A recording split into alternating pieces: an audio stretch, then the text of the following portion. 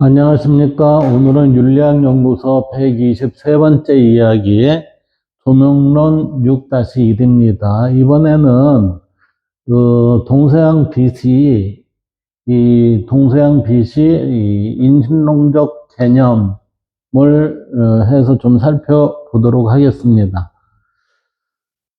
지금 여기 보시면, 인신론적 개념인데, 여기에 대해서 이제, 이 인식론이라는 게 어떤 것인지 한번 살펴보면서 우리가 동양에 대한 지금 대체적으로 서양 철학 끌면 서양 철학이고 동양 철학은 한때는 철학의 분류로도 지금 넣지 않게끔 그렇게 생각을 하면서 우리는 살아왔었어요. 반면에 또 한편으로는 그런 얘기를 했어요. 서양엔 인식론이 있는데 동양에는 인식론이 없습니다. 라는 이런 무지막지한 이야기도 많이들 하고 그랬습니다. 한때. 동양 철학에서 빛에 따른 인식론적 개념을 살펴보면 동양에서는 직접적인 빛보다는 동양에서 유불도를 따져봤을 때 직접적인 빛은 도가에서 일부가 나오고 불교에서 이 빛이라는 부분에 있어서의 삼교 중에 제일 많이 나타나긴 나타나요. 그리고선 그 삼교 모두가 비유적인 은유의 형태를 띤 비유적인 빛이 우리로 하여금 어떠한 삶을 살게 하느냐라는 부분으로 얘네들이 정리되고 있다라고 지난 시간에 얘기를 했었습니다. 자, 동양 철학에서 빛은 자연광이라기보다 마음, 지혜, 존재의 본성을 밝히는 비유적 개념으로 써요. 근데 지금 서양에서는 이게 뭐죠? 이 비유적 개념이라기보다는 직접적인 형태에 있어서 많이 사용하고 있어요. 반면에 동양은 뭐죠? 비유적이니까 간접적으로 우리는 이것을 사용하고 있었죠. 이게. 그래서 비유적 개념으로서의 동양의 빛은 인식론의 핵심입니다. 라고 이렇게 표현할 수 있습니다. 자, 그러면 인식론이라는 게 무엇인지 한번 살펴봅시다. 자, 인식론이라는 것은 에피스테몰로지라고 해갖고 인식론은 철학의 한 분야예요. 우리는 어떻게 참된 지식을 알 수 있는가, 즉 발음을 알 수 있는가. 이때 참된 지식이라는 것은 발음이에요, 발음. 이 발음은 뭐죠? 진리의 속성이에요, 진리의 속성. 진리의 속성은 발음입니다. 이 발음이 우리한테 내재가 되면 성이고, 이게 외형적으로 드러나면 의가 됩니다. 라고 제가 그렇게 누누이 얘기를 했습니다. 이러한 지식을 알 수 있는가? 지식은 무엇이며 어떤 조건을 갖춰야 하는가를 탐구하는 게 인식론이에요, 인식론. 그래서 서양 인식론은 객관적 진리를 얻는 방법을 주로 논하지만, 동양 인식론은 암과 삶, 도덕적 실천의 통일을 핵심으로 봅니다. 라고 했으니까, 진리라는 게 무엇이 진리이지라고 하면서 진리를 객관적으로 확인하는 작업이 이게 서양의 인식론이었어요. 그런데 동양에서는 뭐냐면은 진리, 깨달음에 대한 그 본원은 당연하고 그 본원에 맞게 사는 삶은 우리는 어떻게 하는 거지? 라고 이게 드러나는 거죠. 그래서 그 행위를 하는 것이 우리는 도덕적 실천입니다. 라고 삼교에서는 지금 다 그렇게 얘기하고 있어요. 그래서 동양의 인식론에 있어서의 우리는 깨달음의 형태가 됐다라고 하면 이건 당연한 거야. 이렇게 얘기가 되면서 들어가죠. 따라서 여기에서의 객관적 진리를 얻는 방법은, 확인하는 작업은 여기에 헤아림이 많아요. 헤아림. 이게 근대에 있어서의 헤아림, 이성이라는 개념으로 인해서 논리적인 추구를 많이 했어요. 근데 동양과 고대 서양에서는 어떻게 했냐면 참이란 진리란 무엇이다? 우리가 확인해야 하는 것이다 라고 그랬어요. 왜? 나를 알기 위해서는, 우주를 알기 위해서는 우리가 뭐예요? 직접적으로 확인해야 되는 것입니다. 그 방법 중에 하나가 소크라테스는 너 자신을 알라라는 그 성찰의 개념을 주었지만 플라톤은 뭐라고 그랬어요? 빛을 봐야 됩니다 라고 그랬어요. 그 빛. 그 빛을 우리는 참의 모습입니다 라고 얘기를 했고, 프로티누스 같은 경우에는 그거는 우리 빛은 충만함이 가득 찼을 때 우리의 만물을 생성시키는 원인이 됐다라고 이렇게 얘기를 하죠. 동양에서는 그것을 깨달음의 한순간으로 인해서 우리는 깨닫기 전과 깨달은 후의 모습은 모두 동일한데 인식의 상태에 있어서의 전환만 있을 뿐이다 라고 얘기하는 게 깨달음의 형태에 있어서의 동양적 사고였어요.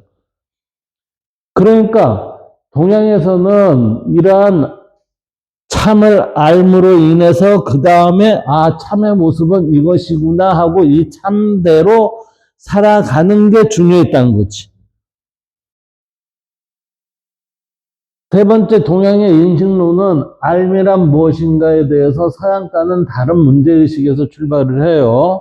그래서 동양 철학 인식론의 핵심 관점은 지와 행의 통일이에요. 어떻게 하면 우리는 빛을 우리의 현실에 있어서의 자연스럽게 드러나게 할 수 있을까? 그거는 지와 행의 통일이네. 그래서 이게 지행 합일이었잖아요. 지행 합일. 그런데 이 합일이 우리의 주자 같은 경우에는 합일이라기보다는 아는 거와 행동이 같이 나가야 됩니다라고 했을 때 지행병진이라는 것은 뭐냐면은 이거는 이때의 지는 깨달음의 지보다는 논리적인 알미예요. 논리적 암. 논리적 암이니까 어디에 가까워요? 서양에 있어서의 논리적인 지에 대한 그 흐름하고 주자하고 비슷한 흐름을 가져가는 거예요. 따라서 여기서는 병진이지만 깨달음 자체를 얻은 사람은 합의를 요구했다고, 합의. 그래서 그 차이가 있는 거예요, 그 차이가. 그래서 합의를 요구한 사람들은 이 세상을 이론론적으로 보지만 병진이나 아니면은 우리가 무형계의 세상과 유형계의 세상이 따로 분리되어 있습니다라고 이렇게 본 사람들은 어때요? 이원론으로 봤다는 거죠. 따라서 주자도 이론론이라기보다는 주자 같은 경우에는 병진이기 때문에 이와 기가 따로의 구분이 되어 있습니다라는 이 사상이 아마 많이 컸을 거예요. 예. 그래서 지와 행일의 통일이라는 얘기는 알면 곧 실천적 변화를 동반해야 하는 것. 그래서 아는 만큼 행하지 않으면 진정한 알미 아닙니다. 이건 누가 얘기했어요? 이것도. 서양에서는 소크라테스가 그랬잖아요. 소크라테스가 네가 제대로 안다면은 너는 그것을 행할 것이다. 근데 잘 알지 못하니까 행하지 못하는 거 아니니? 이렇게 표현하는 거잖아요. 그래서 소크라테스는 너 자신을 알아라 라고 하고서 지덕 합일이 얘기가 되잖아요. 지덕. 그래서 사례는 공자는 지이 불행하면 지시 미지인이라 해서 알면서 행하지 않는 것은 다만 아직 정확하게 알지 못하는 것이다 이 얘기잖아요. 그래서 왕수인이 얘기한 지행합일이라는 것은 알면 곧 행동으로 따라와지는 것입니다 라고 해서 암 속에 이미 행이 들어있다라고 왕수인은 얘기하고 있습니다. 그래서 도덕적 인식 보면은 이 도덕적 인식을 동양에서는 어떻게 돼요? 인과, 인이 뭐라고 그랬죠? 관계라고 그랬어요. 관계와 덕. 이 덕은 내가 베푸는 거죠. 베푸니까 이 인이라는 것은 지금 우리가 얘기하는 이 인이라는 것은 우리가 기독교 개신교에 있어서의 사랑의 의미로 또 이게 표현이 되고, 불교에 있어서 자비와 대비되는 형태로 지금 얘기되고 있잖아요. 이때 인이라는 거는 모든 만물과의 관계예요. 만물과의 관계가 인이에요. 이게. 그럼 사람과의 관계는 뭐예요? 덕이에요. 덕. 이게 타자와의 관계는 이게 덕이에요. 덕. 따라서 우리는 이 덕이 확장이 됐을 때 인이 되는 거죠. 그리고 이 덕을 우리가 덕을 쌓기 위해서는 뭐가 이루어져야 돼요? 도가 이루어져야 되죠. 따라서 도라는 거는 뭐라고 표현했냐면 나를 아는 거라고 그랬어요. 나를 아는 것 그랬으니까 이게 뭐하고 합치가 되죠? 소크라테스의 너 자신을 알라와 합치가 되는 거예요, 이게. 불교에 있어서는 자기를 바로 봅시다라는 거와 합치가 되고, 결국에는 우리가 도와 덕과 인의 관계는 이게 점점 이게 좌측으로 더 큰 범주를 가지게 되는 거죠. 그래서 나를 알지 못하면 덕을 제대로 쌓지 못하고, 덕을 제대로 쌓지 못하니까 인이 아니라 불인의 상태가 자주 일어난다, 이러는 거죠. 그럼 불인의 상태가 일어난다는 얘기는 뭐죠? 갈등이 많고 불만의 요소가 점점 커질 수밖에 없다, 이 얘기예요. 그래서 가장 핵심이 뭐예요? 도가 중요한 거예요, 도. 내가 중요하다는 거지, 내가. 내가 없는 덕이 없고, 내가 없는 인이 없습니다. 그래서 내가 제대로 섰을 때 덕이라는 걸 이룰 수 있고, 덕을 이루면 인까지 확장이 될 수 있는 것이 우리가 인덕도의 개념이라고 할 수 있어요. 따라서 도덕적 인식 중심으로는 인식의 목적이 뭐죠? 도덕적 자기 완성이에요. 이 얘기는 뭐죠? 도와 덕의 실현이죠. 도와 덕의 실현이 돼서 뭐예요? 조화로운 관계, 어디하고?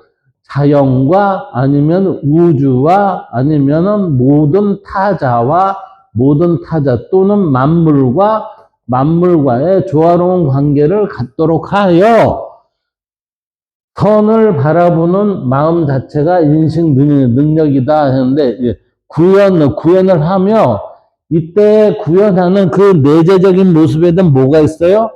선함이 보존되어 있어야 된다, 이거죠. 그래서 이 선을 바라보는 마음 자체,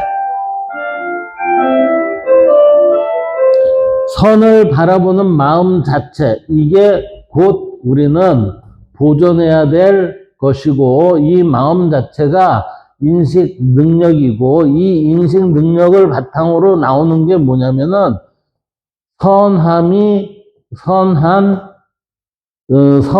선함을 바탕으로 한 우리의 판단과 기준을 가져오는 거죠. 여기에서는 선함이라고 그랬죠. 근데 선을 우리는 무형계, 유형계로 표현을 했을 때 이랬습니다. 우리는 이게 무형계고 이게 유형계고, 여기에서 이게 상이고 이게 하고 이게 형이라고 그랬어요. 이때 우리는 이 일직선으로 내려오는 이 기준선이 뭐라고 표현했냐면 발음이라고 그랬고, 여기에서는 무형계에 있어서는 순수함 그 자체라고 그랬어요. 순수함 그 자체이고, 여기에 형에 있어서는 이게 우리한테 정이 보존되는 거는, 보존이 내적으로 되는 것은 선이고, 이 선함이 우리의 만물과의 관계를 이뤄내는데, 이때 이 관계가, 사람과의 관계는 의로 나타내고, 그 다음에 모든 사람 이외의 모든 만물과는 정의의 관계예요. 정의의 관계에 있어서 각각의 자리에 맞게끔 잡는 거죠. 그래서 이것을 우리는 이때 뭐라고 얘기해요? 조화가 이루어졌다 이렇게 얘기하는 겁니다. 자, 이제 유교 입장에 한번 볼까요? 유교 입장에서 알면 인을 드러내는 과정이죠. 결국은 우리가 안다는 것은 뭐냐면은 최종적으로 이 알의 전제 조건이 뭐예요? 나를 아는 거죠. 나를 알고 덕을 알고 인까지 확장이 돼야 합니다. 따라서 알의 가장 궁극적인 내용은 이 알의 시작은 무엇이다? 도인 나가 나에서부터 비롯된다. 나에서부터 비롯되고 여기에서의 타자의 관계가 바람직함이 결정이 되면 이때는 덕이라는 게 이루어지는 거고 이 덕이라는 게 이루어진 거에서 더 나아가면 만물과의 관계를 이루어지죠. 만물과의 관계가 이루어졌을 때 우리는 그를 인이라고 합니다라고 하는 거예요. 이게. 그래서 그 범주는 도보다는 덕이 크고 덕보다는 인의 범주가 더 큽니다라고 이렇게 되는 거지. 그래서 인을 드러내는 과정, 알면 인을 드러내는 과정이다. 그래서 지인용에서 지인용이라는 것은 지는 인과 용으로 완성이 됩니다라고 얘기를 하죠. 이때 이 지라는 것은 알미라는 것은 인의 실현이죠. 인의 실현. 이 인의 실현을 할 때는 뭐가 필요해요? 용기가 필요합니다. 이 용기가 꺾이지 않는 흐름을 잡아나가는 게 뭐였어요? 맹자의 호연지기였잖아요. 맹자의 호연지기. 네. 이 용이라는 부분을 우리는 아리스토텔레스나 아니면 플라톤에 있어서는 뭐라고 그랬냐면 용기. 이 용기가 나오는 건 어디에서 나와요? 의지에서 나옵니다. 이렇게 얘기하고 있잖아요. 그래서 주관과 객관 이원론을 넘어선 알미라고 할 수 있다는 거예요. 이때 알미라는 것은 모든 게 이게 발음의 이치로 드러남이에요. 발음의 이치로 드러남, 이것을 우리는 조화, 이렇게 얘기한다고 그랬잖아요. 그래서 이 발음의 이치로 드러남 조화라는 것은 다른 것과의 분리되어 있는 게 아니라 모두 하나로 통합적으로 볼 수밖에 없다 해서 이원론이 아니라 이론론적 알미 되는 거예요. 그래서 이원론을 넘어선 알미라 할 수 있다 하는 이 알미라는 거는 모두가 하나이구나 해서 이론론의 개념을 가지고 있다. 그래서 마음과 세계의 합일 가능성을 추구하는 인식의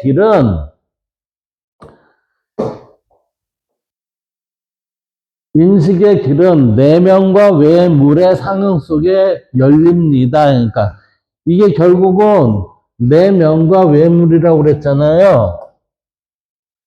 내면과 외물, 그러니까 마음과 우주 이렇게 되죠. 세계.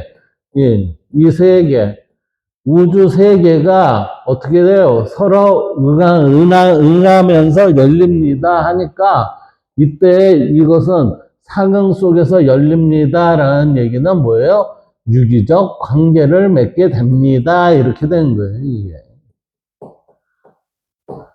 이러한 상태를 우리는 주자 같은 경우에 뭐라고 해요? 성리학, 그래서 경물치지 하는데 이 경물치지의 궁극적인 것은 뭐죠? 궁리예요, 궁리. 궁리를 바탕으로 해서 경물치지가 이루어지므로 삶 속에 깃든 리와 마음의 리를 통하게 합니다. 그래서 삶 속에 깃든 리를 사리라 하고 마음에 있었던 걸 심리라고 하죠. 이 이치가 발음을 관통하게 되면 이것을 우리는 뭐라고 얘기해요? 순리에 따랐구나 이렇게 얘기하는 거예요. 순리에 따랐다. 예. 이 순리에 따랐을 때 우리는 뭐대로 했다? 진리대로 우리는 이행을 했다 하는 거죠. 진리의 드러남이 일에 있어서는 사리로, 우리의 마음에 있어서는 심리로, 이 모든 것이 제대로 돌아가는 것을 뭐라고 해요? 도리 그러잖아요. 도리는 누구한테 붙인다고 그랬어요? 사람한테 붙인다고 그랬죠? 그 도가 뭐죠? 나를 아는 거잖아요. 내가 발음해서 어긋나지 않은 이치대로 살았습니다. 도리에 맞게 살았다. 이 얘기지. 불교에 있어서는 주객이 일여예요. 모두 같다는 거죠. 하나와 같다. 그래서 분별 없이 합일의 상태에, 즉 발음으로 이루어졌다는 거예요. 분별 없이 바라볼 때 진여를 인식하게 됩니다. 그러니까 분리를 하면은 절대 우리가 깨달음이라는 것을 확인할 수가 없습니다. 이 얘기예요. 결국은 이건. 네 번째 직관과 체득의 인식 그랬어요. 직관, 이때 이 직관이라는 건 제가 뭐라고 그랬냐면은 깨달음으로 인해서 드러나는 지혜의 눈으로 바라보는 즉각적인 형태를 직관이라고 얘기를 해야 맞는다고 그랬죠. 우리가 보는 즉시 이게 아니라 그러한 형태에서 봤을 때 우리는 이 직관이라는 건 뭐죠? 항상 발음을 기준으로 살펴볼 수 있습니다. 해갖고 정관이 되는 거예요. 정관. 그 다음에 이제 체득의 인식, 체득이라는 거는 내 스스로가 온몸으로 이것을 겪는 거잖아요. 예. 그래서 이거는 득이라는 게, 이게 나중에 제가 다시 설명을 하지만 이 득이라는 거는 직접적인 거하고 간접적인 게 있어요. 직접적인 것은 우리가 몸으로 일종의 체험을 하는 거고, 누가요? 내가 능동적으로. 근데 이게 간접적으로는 이게 간접적이라기보다는 직접적이지만 몸으로 체험하는데 능동적인 게 있고 수동적인 게 있어요. 이때 수동적이라는 건 뭐냐면 당하는 거예요. 당하는 것이기 때문에 이때의 득이라는 거는 얻는다 이렇게 되는 거. 얻는다. 따라서 여기에서의 깨달음은 능동적인 내가 행위하는 게 아니라 이때의 행위는 뭐예요? 준비를 하는 거고 이거는 얻는다라는 것은 우리가 깨달음을 할 수 있는 그 순간을 가져갑니다 라고 해서 요렇게 되는 거죠. 따라서 체득의 의미는 몸으로서 내가 직접적인 경험도 있겠지만 당한다라는 그 내용도 이 안에 있다 이렇게 봐야 돼요. 그래서 논리적 추론, 우리는 서양이 주로 논리적 근대 이후 논리적이라고 그랬어요. 사고력이나 헤아림보다 내적 깨달음, 도노를 중시를 하여 궁극적 진리는 체득적 방식으로만 성립된다. 이때 체득을 우리는 불교에서 이 체득적 방식을 불교에서는 뭐라고 얘기하면 증득했다 이렇게 됩니다. 증득이라는 표현으로 또 드러내기도 해요. 증득이라는 거는 내가 얻어서 확증을 받았습니다 라고 하는 게 증득이에요. 증득이 되면 남한테 나 알아요 몰라요 이 얘기를 할 필요가 없습니다. 그렇게 되는 거예요 이게. 그 다음 도가를 볼까요? 도가는 무의로 도를 감득한다는 것은 느껴서 안다는 거예요. 무위로 도를 도를 엄밀히 표현하면 무위로 도를 엄밀히 표현하면 감득보다는 체득이 합당해 보인다. 이때 감득이라는 건 느껴서 안다고 그랬죠. 근데 무위로 도를 엄밀히 표현하면 감득한다라고 그렇게 표현하는 게 있는데 저는 감득보다는 체득이 더 합당해 보인다. 이 체득에서 좀 더 나가면은 무위의 행위는 뭐예요? 증득이 된 후에 드러나는 결과입니다. 이렇게 봐야 될 거예요. 예.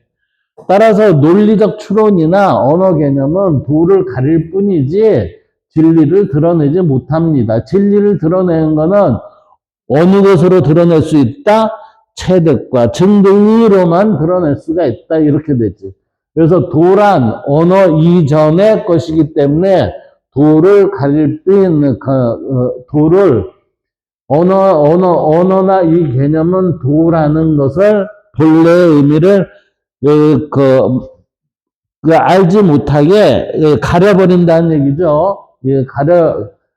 가려버릴 뿐 진리를 드러내지 못합니다. 그래서 도란 언어 이전의 것입니다. 그러면 언어 이전의 것은 어디로 들어가야 돼요? 제가 앞서 얘기했듯이 도가 뭐라고 그랬죠? 나를 아는 거라고 그랬죠? 나를 알기 위한 하나의 방법이 언어 이전의 것을 내가 확인하는 작업이 나로 인해서 확인이 되기 때문에 나를 알아야 한다라고 이렇게 얘기가 되는 거예요, 이게. 그 다음 선종. 불교에 있어서 이제 선에 관한 것을 주로 했었던 종파죠. 지금도 우리는 조계종이 선을 기준으로 하는 종단이죠. 불림문자.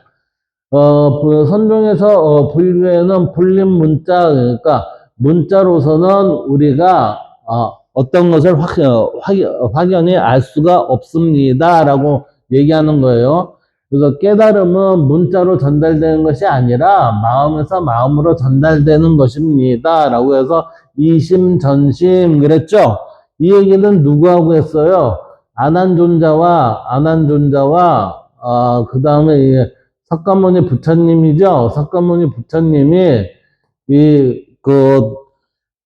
연고살 한 손에 딱 드니 안한존자가 빙그레 웃으니까 석가모니 부처님이 같이 웃어 주었다는 거죠. 이게 이심전심이에요. 그래서 글자보다 깨침이 우선입니다라고 하는 게 선종의 입장이죠. 그래서 깨침이 우선이 된 그 인식 세계를 통해서 우리가 바라보는 관점, 바라보는 것, 이것이 우리의 동양적 인식 체계입니다. 이렇게 되는 거예요, 이게. 그래서 인식과 존재의 통일 그랬어요. 동양에서는 인식하는 자와 존재가 통일이 돼야 됩니다. 라고 이렇게 보고 있습니다.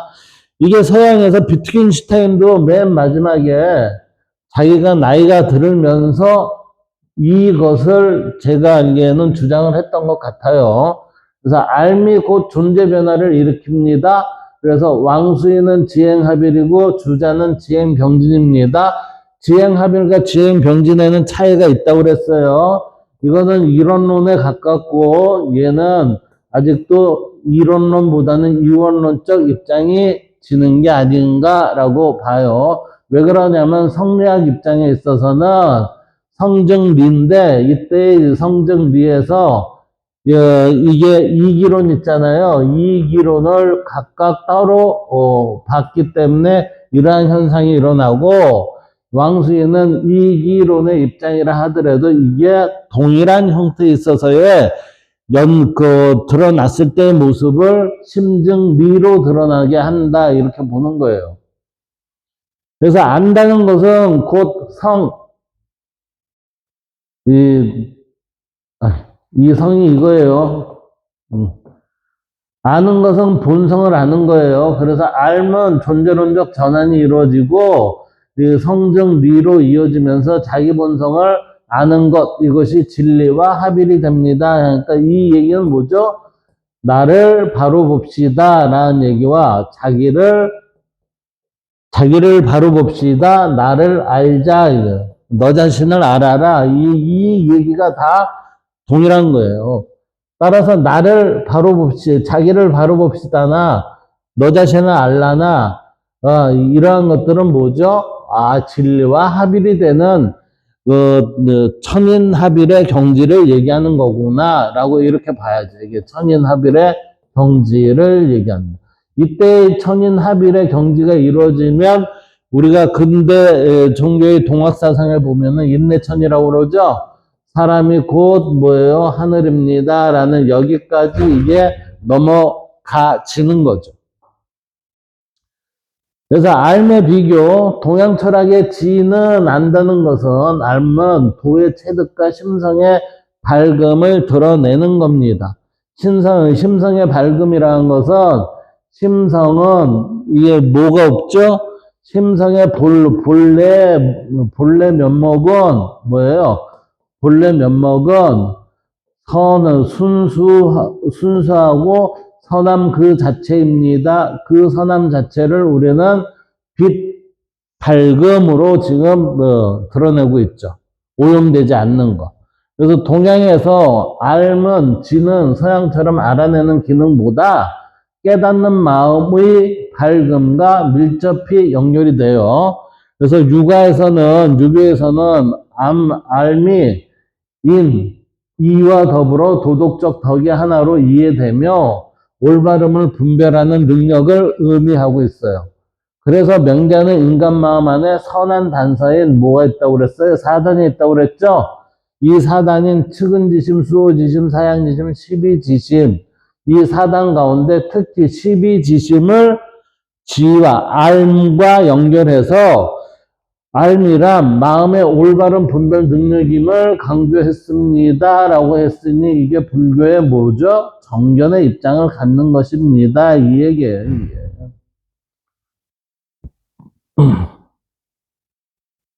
그래서 유교의 지는 십이지심이 중요한데 이 십이지심은 뭐죠? 정견의 입장을 갖습니다. 이 정견의 입장이 드러나면 그게 여기서 뭐가 나와요? 지혜가 발현됩니다. 이렇게 되는 거죠. 그 다음 도가의 입장을 볼까요? 도가의 입장에서는 지식을 쌓는 것을 경계하고 그랬어요. 이때의 이때의 지식은 알의 의미보다는 우리가 인위적 학습이에요. 인위적 학습. 이거는 본래의 것을 알아가는 것, 이거였는데, 여기에서는 지식을 쌓는 것 했을 때는 인위적 학습을 경계하고, 오히려 무지의 지혜, 그랬으니까, 이 무지의 지혜라는 거는 지식의 집착을 벗어나 자연의 도와 하나 되는 고도의 깨달음입니다. 그랬으니까, 이때의 무지의 지혜라는 거는 뭐냐면 본래 면목을 확인하는 작업입니다. 이렇게 되는 거예요, 이게. 그래서 즉 마음을 비워 도와 하나 되는 자연스러운 깨달음을 높이 평가했다. 여러분 보세요. 마음을 비운다는 건 텅 빈다는 거는 내가 텅 비면은 여기에 어떠한 흐름이 있어요, 없어요? 없게 되죠. 흐름이 없으면 내 안과 밖이 동일한 동치의 개념 일치가 될까요, 안 될까요? 될 수 있다, 이렇게 보는 거예요. 그게 뭐냐?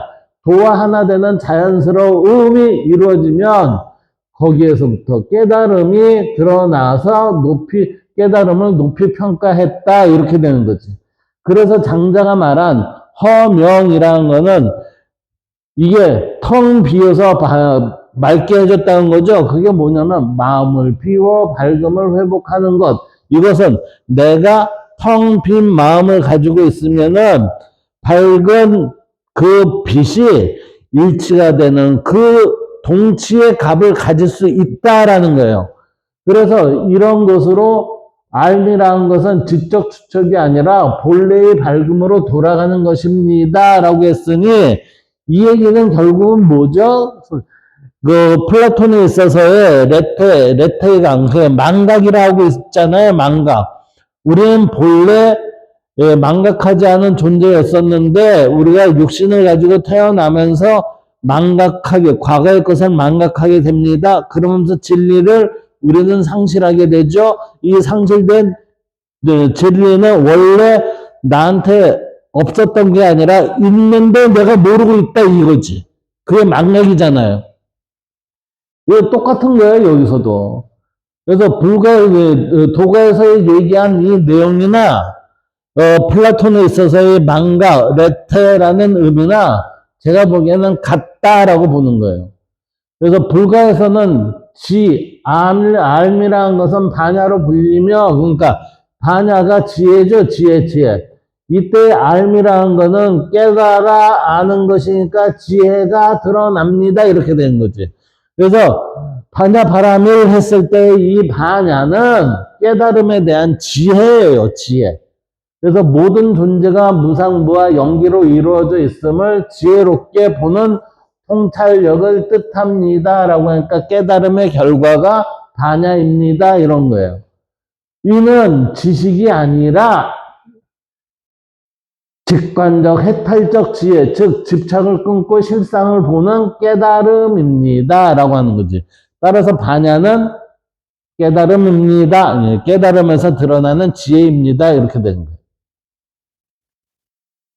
그 서양 철학의 알의 의미, 지혜의 의미는 그 소크라테스 같은 경우에는 무지의 자각이죠. 그래서 너 자신을 알라. 이게 동양에서 얘기하는 거하고 동일하다니까요.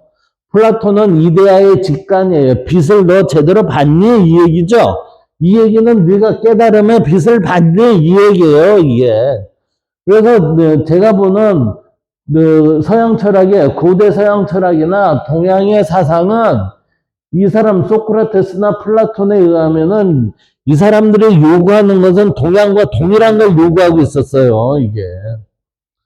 그리고 아리스토텔레스는 이성적 능력 그랬어요, 이성적. 이때 이성이라는 게 로고스의 개념이 그대로 유지가 되면은 괜찮은데 이때 이성을 또 뭐가 있냐면은 여기서도 로고스와 그 다음에 우리의 논리적인 사고력이 여기에 포함이 되어 있어요. 그러니까 여기의 길이 아리스토텔레스가 드러나면서 어떻게 돼요? 고대 철학과 중세의 개념이 이제 중세 근대의 이 서양 철학에 있어서 이성의 개념이 여기서부터 벌어지기 시작한다는 거죠, 이게. 자, 그러면 소크라테스의 알미라는 걸 한번 볼까요? 소크라테스의 알은 무지의 자각, 너 자신을 알라와 덕으로서의 지, 그래서 덕으로서의 알미이기 때문에 지덕합의를 얘기를 해요. 지덕합의를 얘기된다는 얘기는 너 자신을 알라, 이게 도라고 그랬죠? 이게 덕이라고 그랬죠?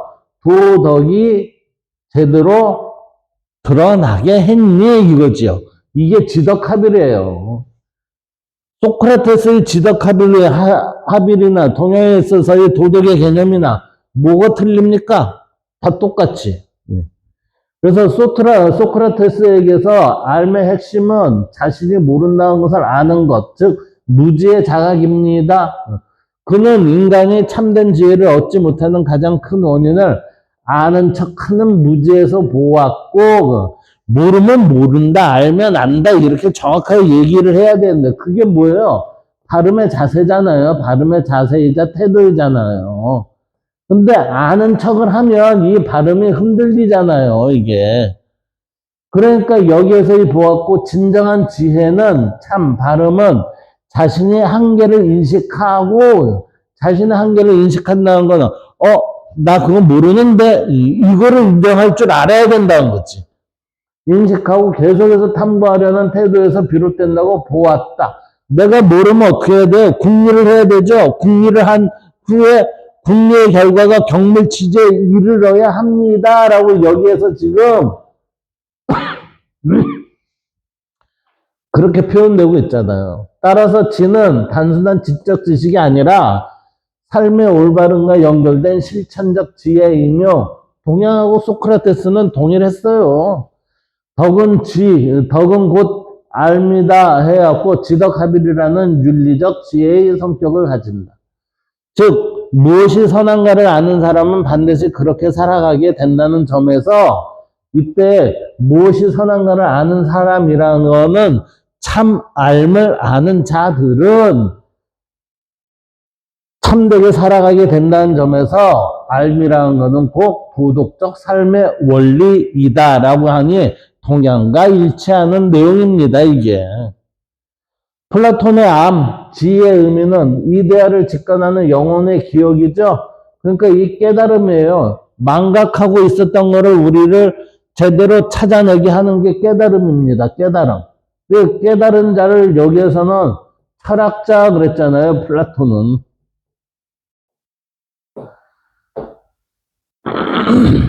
그래서 플라톤에게 지식은 단순한 경험적 정보가 아니라 불변하고 영원한 이데아를 인식하는 것, 즉 깨달음입니다. 이렇게 된 거죠.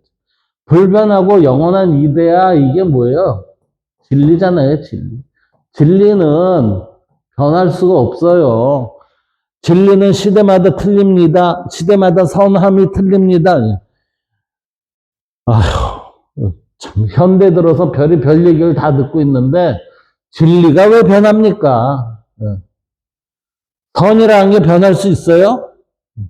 아니요, 그렇지 않습니다. 진리와 선의 이러한 절대적인 것은 불변이에요, 불변.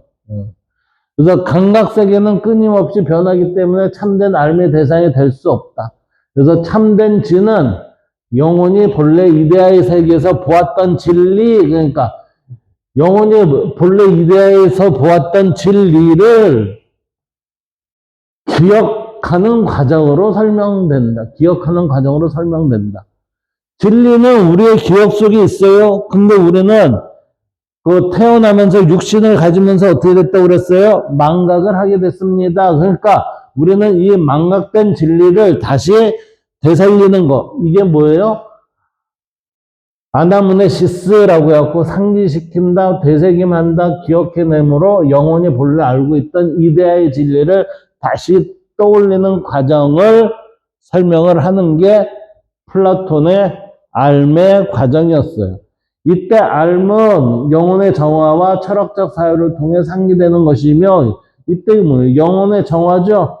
그러니까 잘못된 판단이 있으면 안 된다는 거예요. 그러니까 발음에 입각하고 철학적 사유라는 것은 이때의 철학적 사유는 뭐하고 똑같냐면 지혜예요. 지혜. 무슨 지혜예요?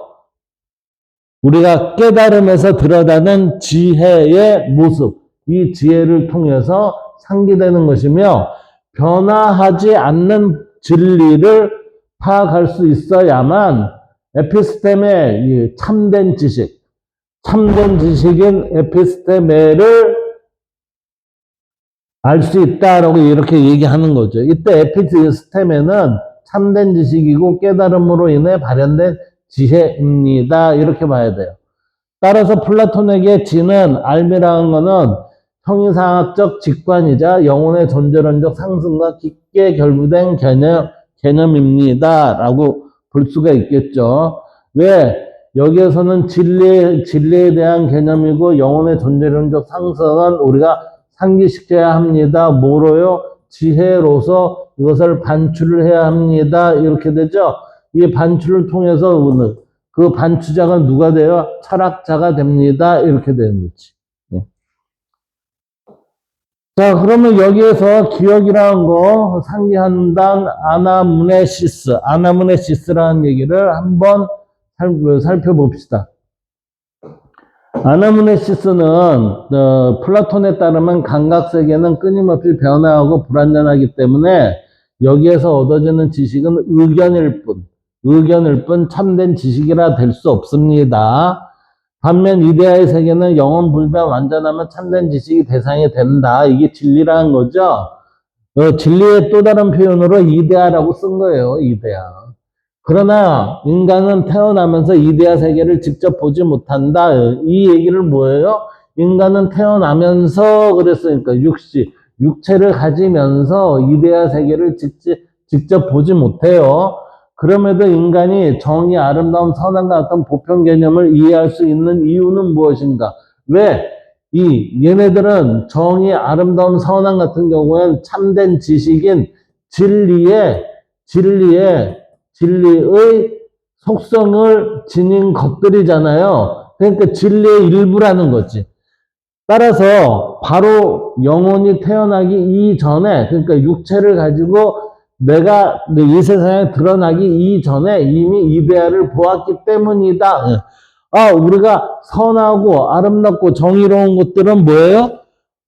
내가 태어나기 이전의 세계에서 나한테 익숙해 있었던 것이, 우리가 육체를 가지고 태어났음에도 불구하고 이것은 내재된 상태였던 모습이니까 이것을 우리는 알 수밖에 없다라고 플라톤이 얘기하는 거예요.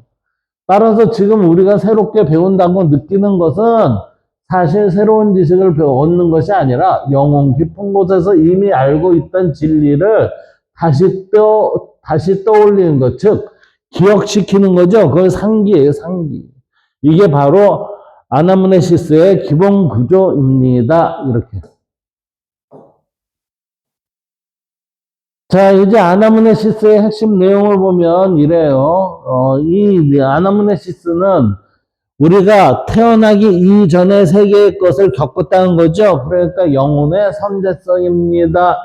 인간의 영혼은 육체에 앞서 이데아 세계에 존재합니다. 그곳에서 영혼은 진리를 직접 보았습니다. 태어날 때 어떻게 돼요? 망각이 돼요. 육체를 얻으면서 뭐예요? 영혼이 육체에 들어오면서 그가 보았던 이데아의 진리를 잊어요. 이걸 레테라고 그러죠. 레테의 강을 건넜습니다. 육체를 얻으면서. 그래서 일상에서 우리는 모른다고 느낍니다. 이렇게. 세 번째는 철학적 탐구를 통한 상기예요. 그래서 영혼의 선재성이 있었는데 우리는 태어나면서 이거를 잊고 태어나서 우리는 철학적 탐구를 해야 돼요. 왜? 기억해내기 위해서 그렇습니다. 그래서 철학, 대화, 문답법, 수학적 사고 등을 통해 영혼 속에 잠들어 있던 진리가 다시 의식 위로 떠오르는 것이 상기입니다.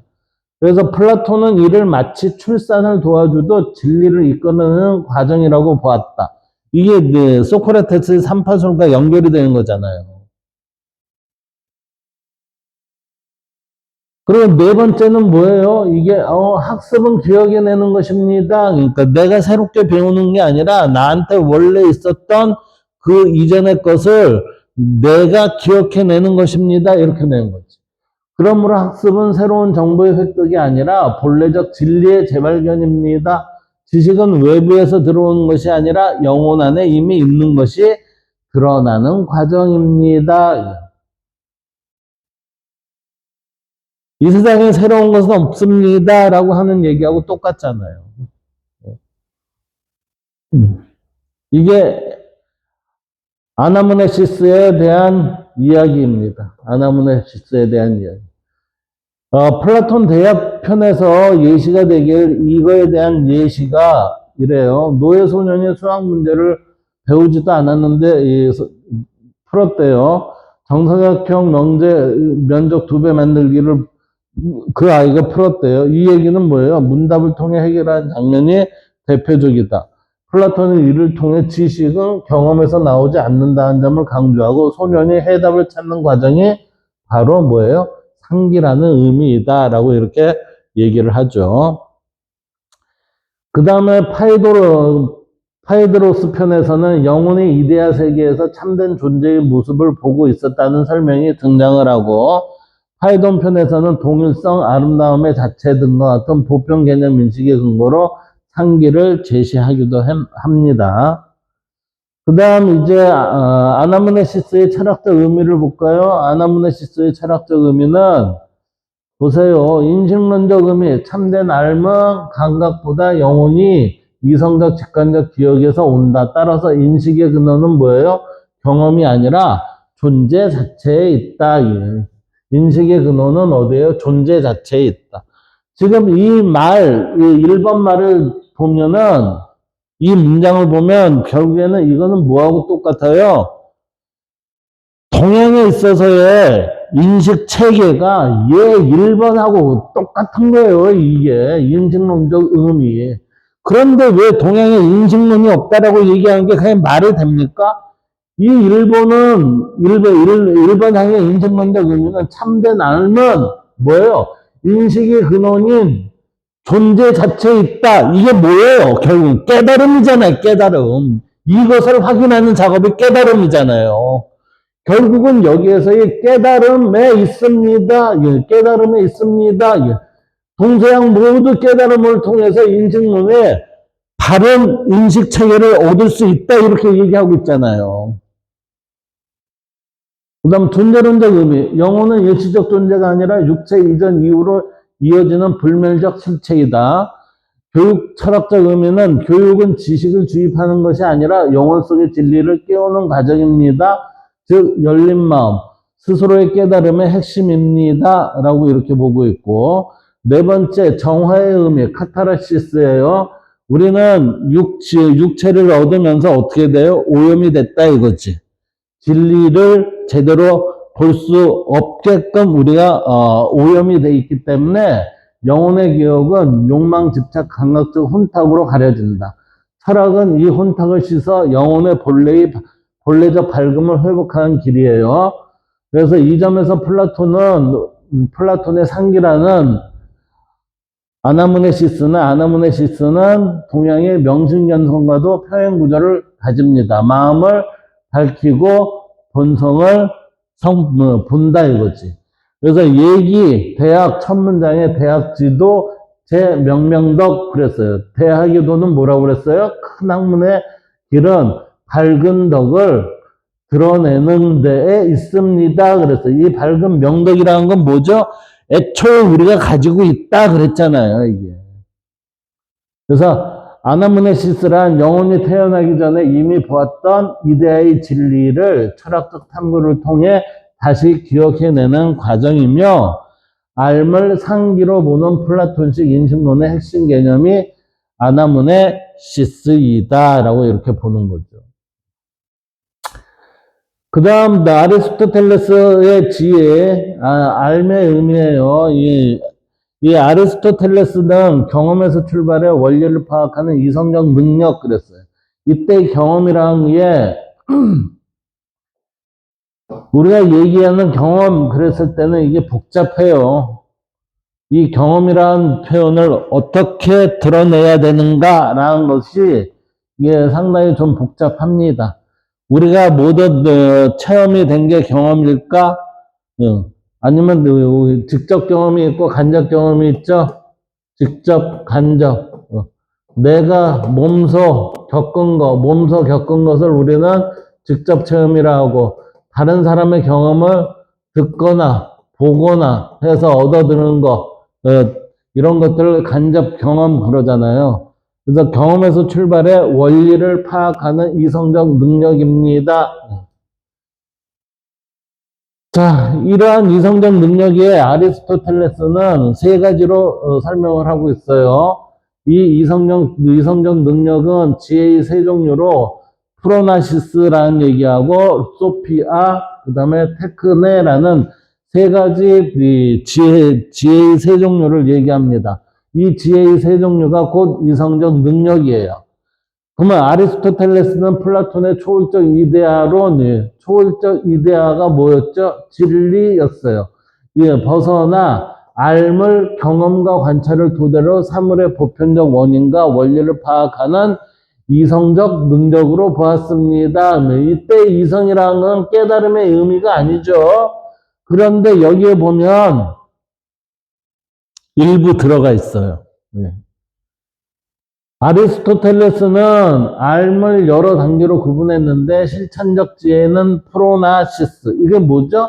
도덕이에요, 도덕. 도덕의 관점에서 얘기하는 거. 실천하지 않으면 어떠한 것도 할 수 없습니다. 이게 지덕 합의를 얘기하고 같잖아요. 그 다음에 이론적 직관적 지혜인 소피아입니다. 이게 플라톤의 깨달음이잖아요. 그리고 기술적 감인 테크네, 이건 논리력이에요, 논리력. 자, 여기에서 보면, 이거는 어디서 가져왔을 것 같아요? 제가 보기엔 얘는 소크라테스 아저씨한테 가져온 것 같고, 이 소피아는 플라톤에 있어서 이데아론에서 이걸 좀 끄집어낸 것 같고, 그 다음에 이거는 자기가 정리한 것 같아요. 자기가 정리한 거. 그래서 이 중 가장 높은 지는 소피아 그랬어요. 가장 높은 지혜는 뭐예요? 소피아. 그러니까 깨달음이죠, 깨달음. 깨달음에서 나왔다는 거예요. 근데 이 깨달음을 소피아라는 건 이론적 직관적 지혜 그랬어요. 이론적 직관적 지혜라는 거는 결국은 무엇을 얘기했어요? 깨달음에서 드러나는 지혜를 우리는 이렇게 얘기한다고 그랬어요. 이는 사물의 궁극적 원리를 파악하는 지성적 사유 능력, 사물의 궁극적 원리를 파악하는 지성적 사유 능력, 생각하고 판단하고 논리를 추구해 가는 거, 그것을 뭐라고 해요? 누스를 기반으로 합니다. 그의 알매 개념은 경험, 이성, 보편 법칙의 결합이라는 점에서 플라톤보다 현실적 분석적이다. 자, 아리스토텔레스는 소크라테스하고 플라톤을 섞어서 자기 집을 만들었어요. 지난번에 제가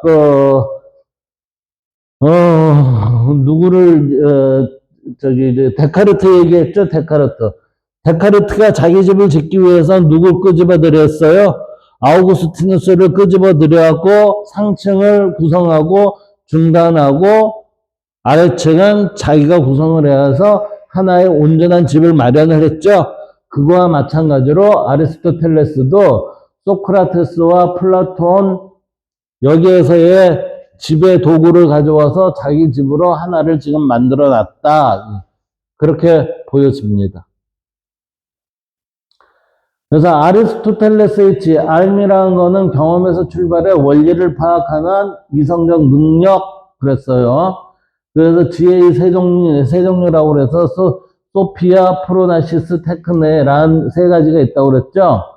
그래서 소피아라는 건 깨달으면서 발현된 지혜인데 이론적 직관적 지혜예요. 일부는 맞고 일부는 오류된 상황으로 보입니다. 왜 그러냐면 이론의 바탕에 든 게 아니라 직관적 지혜의 바탕을 둔 것이었거든요. 지혜가 발현이 되면은 논리적으로 될 수밖에 없습니다. 이렇게 되는 거예요, 이게. 그래서 저는 이렇게 보고 있어요. 그래서 소피아는 가장 고귀한 지성 활동으로 세계의 필연적 보편적 원리를 이해하는 능력, 그러니까 진리를 이해하는 세계의 필연적 보편적 원리가 뭐예요? 진리잖아요. 진리를 이해하는 능력이다. 즉 변하지 않는 진리 그랬어요. 변하지 않는 진리. 여기에서 형상과 진리라는 얘기가 나오면서 이 진리를 형상으로 집어넣었죠.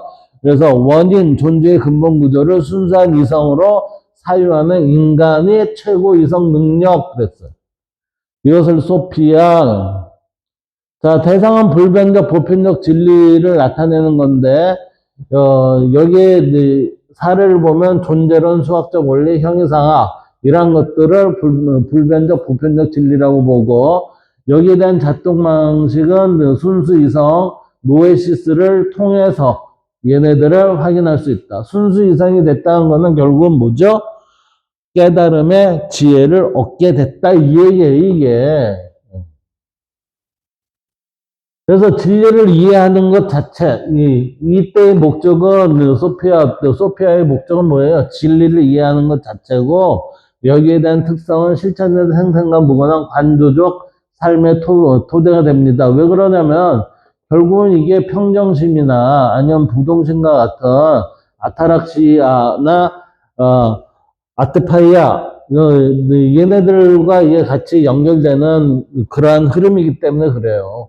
그래서 아리스토텔레스는 인간의 최고 행복, 에우다이모니아를 최고의 행복을 에우다이모니아라고 그랬어요.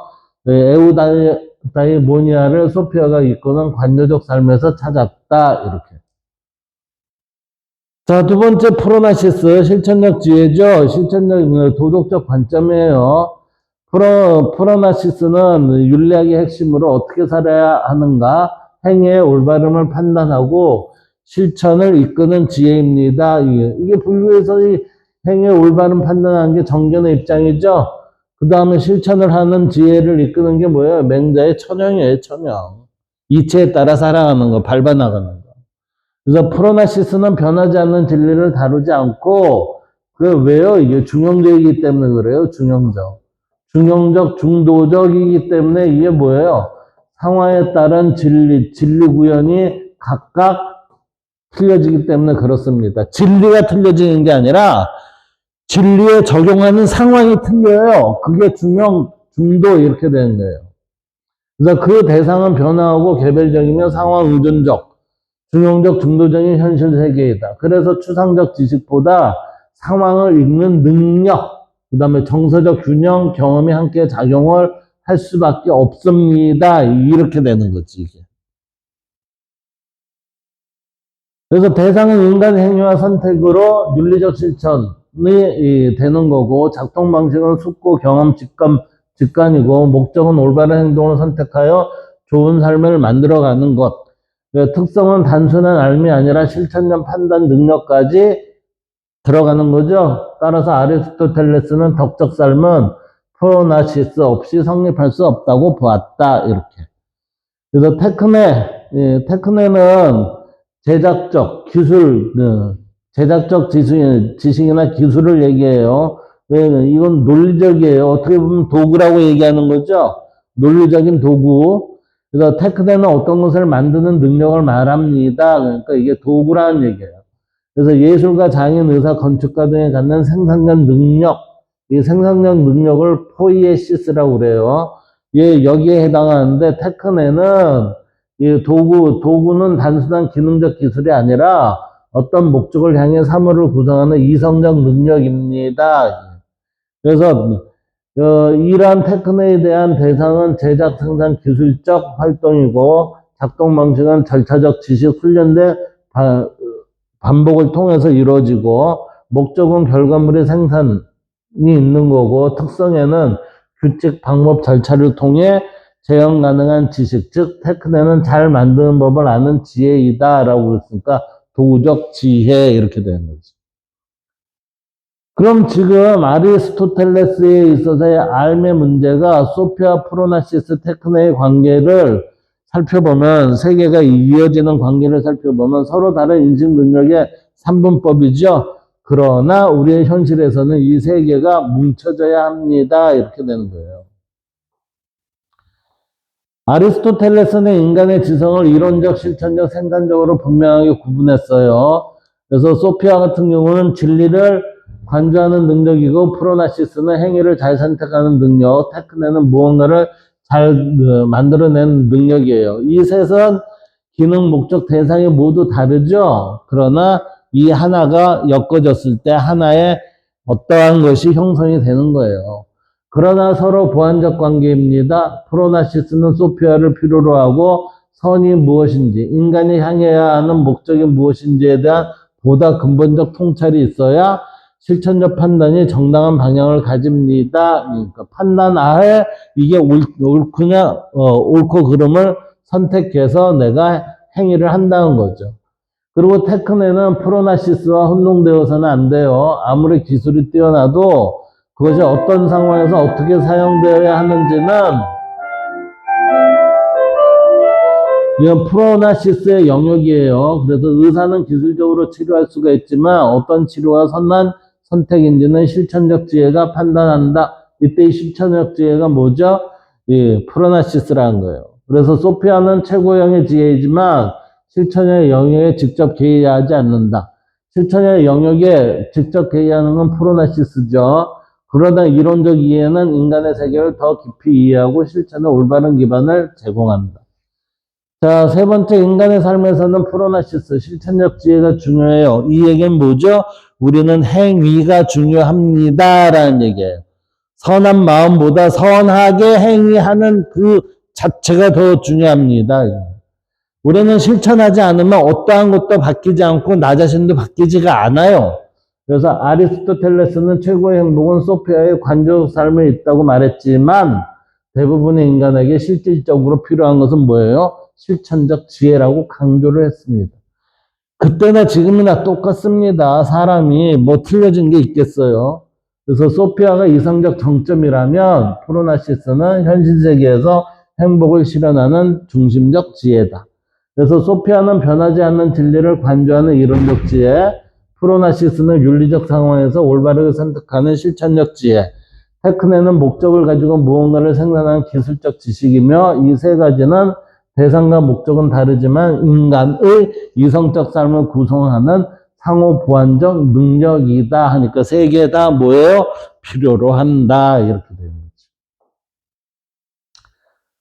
자, 이제 소크라테스의 다이몬과 아리스토텔레스의 에우다이모니아 이게 최고의 행복이라고 그랬죠. 소크라테스는 최고의 행복을 지키기 위해서 어떻게 해야 돼요? 다이몬의 소리를 들어라 라고 그랬어요. 그래서 고대 그리스 철학에서 서로 깊이 연결된 개념입니다. 그래서 두 용어는 인간이 어떻게 살아야 하는가를 다루며 특히 소크라테스, 플라톤, 아리스토텔레스 전통 속에서 인간의 본질, 윤리, 행복, 개념을 형성하는 핵심 역할이 뭐예요? 소크라테스의 다이몬과 아리스토텔레스의 에우다이모니아라는 겁니다. 그래서 다이몬의 의미는 다이몬은 신과 인간 사이의 영적 존재로 번역되지만 철학적 의미로는 훨씬 더 깊어요. 신과 인간 사이의 영적 존재가 누구한테 있어요? 내재되어 있다 이거죠. 그래서 소크라테스의 다이몬은 내면에서 말없이 멈추라고 경고하는 심적 목소리다. 그래서 이것은 특정 지시를 내리는 존재가 아니라 그가 잘못된 길로 가려고 할 때 막아주는 내적 양심 신성한 직관에 가깝다. 이게 뭐예요? 양심이잖아요, 양심. 긍정적 명령이 아니라 하지 말라 이거죠. 금지 신호. 자기 내면의 가장 깊은 정의감, 진리감과 연결된 영혼의 가장 고귀한 부분에서 울리는 신적 분별력. 이것을 우리는 다이몬이라고 그래요. 이 다이몬은 내면의 신성한 기준이며 인간이 자신의 삶에서 진정으로 올바른 길을 향하도록 하는 안내자입니다. 그 다음 볼까요? 에우다이모니아는 흔히 행복이라 번역되지만 단순한 감정적 행복이 아닌 인간 존재가 완전히 꽂히는 상태예요. 그래서 이것은 탁월한 삶, 잘 산 삶을 의미합니다. 우리는 어떻게 살까요? 잘 살아야죠. 그 자리 중요한 거예요. 자리. 예? 자리 중요한 거. 어원적으로 다이몬드. 그래서 좋은 다이몬과 함께 있는 상태. 그래서 잘 인도된 삶이라는 뜻이다. 소크라테스는 에우다이모니아는 지혜로운 영혼의 조화를 보았고, 옳은 삶을 사는 자만이 참된 행복을 얻는다라고 했어요. 플라톤은 에우다이모니아는 영혼의 세 부분, 이성, 기계, 욕구의 조화로운 질서이며 이성이 영혼 전체를 인도할 때 달성이 된다라고 그랬습니다. 아리스토텔레스는 에우다이모니아는 탁월성을 발휘하여 그랬어요. 탁월성을 발휘하여, 그러니까 가장 잘하는 것을 발휘하며 사는 삶. 특히 인간 특유의 능력인 이성적 활동을 잘 발휘하는 삶이다. 그래서 여기에서는 이론적 지혜, 소피아의 관조와 실천적 지혜, 프로나시스의 올바른 판단, 윤리적 덕의 습관적 실천, 이것들이 인간을 본래적 목적으로 이끄는데 본래적 목적대로 사는 삶, 에우다이모니아라고 합니다. 이러면서 이것을 탁월한 삶, 잘 산 삶, 이렇게 표현할 수 있다. 그래서 다이몬과 에우다이모니아의 관계는 에우다이모니아란 인간이 자신의 다이몬에 따라 올바르게 살아갈 때 실현되는 좋게 인도된 삶이죠. 그러니까 하지 말아라 그러면 안 하는 게 제일 좋아요. 예. 그래서 다이몬은 내면의 인도자예요. 진리에서 벗어나지 않도록 경계하고 옳지 않은 선택을 막아주며 영혼의 깊은 지혜를 깨우는 존재입니다. 그래서 소크라테스는 내 다이몬의 경고를 어기는 것은 영혼을 배반하는 것이라 말했다. 그래서 에우다이모니아는 다이몬을 따를 때 이루어지고 인간이 자신의 내적 진리, 신성한 직관, 덕적 삶을 살 때 비로소 인간다운 완성된 삶에 도달합니다. 그래서 다이몬은 개인의 고유한 방향이죠. 그래서 플라톤적 전통에서는 다이몬이 각자에게 부여된 고유한 영혼의 사명, 이게 텔로스라고 얘기한대요. 텔로스를 가리키기도 한다. 즉, 각 사람은 자신만의 다이몬을 가지고 그 다이몬이 가리키는 방식대로 살아갈 때 자기다운 행복에 돌아간다. 자, 동서사상과의 이 내용의 연결이 어떻게 되나 봅시다. 소크라테스의 다이몬은 동양에 있어서의 양심, 천명, 본래의 지혜와 구조적으로 유사를 하죠. 그리고 여기에서의 에우다이모니아는 덕에 바탕한 행복이죠. 그래서 인으로 완성된 삶, 성품의 개화, 그리고 성품의 개화로 동양에서 진정한 자기의 도를 따르는 삶과 거의 같은 층위를 가진다라고 볼 수가 있습니다. 지금 이 밑에 이 부분에 있어서는 좀 기기의 오작동으로 인해서 볼 수는 없었는데 동서양에 있어서의 인식은 제가 보기에는 이게 이론론적 인식이냐 아니면 분석적인 이원론의 인식을 갖느냐에 따라서 이 차이가 있어요. 근데 고대는 제가 보기에는 플라톤에 대한 해석을 우리는 지금 잘못하고 있었다. 이게 천국과 지상세계 이런 식으로 개신교가 이끌어갔고, 그 다음에 아리스토텔레스도 이데아에 대한 그 얘기를 좀 더, 나는 현실이 더 중요한 형태의 것을 했습니다. 그러는데, 그거는 우리의 지금 판단이고, 실질적으로는 아리스토텔레스는 자기 집을 지을 때 어떻게 했어요? 소크라테스와 그 다음에 플라톤에 있어서의 그 내용을 가지고 왔다고 그랬잖아요. 예. 그래서 여기에 보면은 이렇게 볼 수가 있어요. 다이몬은 인간 내면의 가장 깊은 곳에서 진리와 올바름을 직관적으로 알려주는 심적 안내자. 에우다이모니아는 그 다이몬이 인도하는 방식대로 살면서 영혼의 탁월성을 발휘해 완성된 삶에 이르는 상태고, 다이몬이 삶의 방향을 제시하고 에우다이모니아는 그 방향을 성취한 결과로 나타낸 인간 존재의 성숙한 행복이다. 지금도 역시 똑같은 요구를 하고 있잖아요. 그래서 동양의 삶은 공통적으로 도덕성, 마음의 밝음, 존재의 실상에 대한 직관, 깨달음이죠. 깊이 연결되어 있어요. 서양의 분석적, 논리와 헤아림적 지식보다 더 심성론적, 실천적, 수행적 성격을 떼어요. 지금 이 동양의 삶은 누구예요? 저기 소크라테스하고 플라톤이 요구하는 거하고는 동일해요.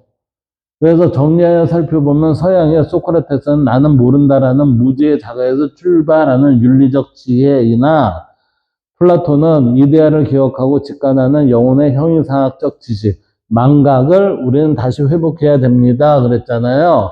명병덕의 의미를 갖는다고 그랬죠.